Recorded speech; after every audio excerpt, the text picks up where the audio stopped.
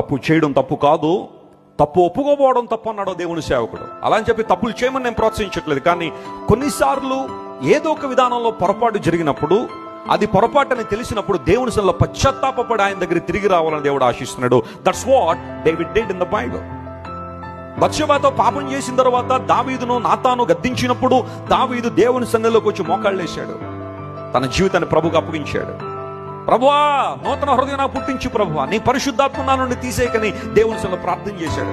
రక్షణానందం నాకు మరలా కావాలని ఆక్రందన చేశాడు. Psalm 51 డేవిడ్ జీవితంలో ఒక మరపురాని ఘట్టం అని నేను అంటాను. ఎందుకోసం అంటే అతని పశ్చాత్తాప హృదయం చాలా గొప్పది.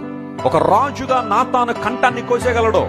నువ్వు నాకు వ్యతిరేకంగా మాట్లాడుతున్నావు, కానీ దావీదు ఆ మార్గాన్ని ఎన్నుకోలేదు. ప్రభు దగ్గరికి వచ్చాడు, మోకాళ్ళు వేశాడు, ప్రభువా నా పాపాన్ని పరిహరించు.